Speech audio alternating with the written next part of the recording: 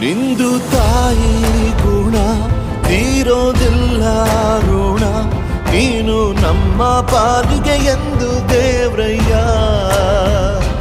ತಾನು ನೋವಾ ನುಂಗಿ ಜೀವ ನೀಡೋ ಮಗ, ನಿನ್ನ ಪಡ್ಕೊಂಡಿದ್ದೆ ಪುಣ್ಯ ಗಣಯ್ಯ.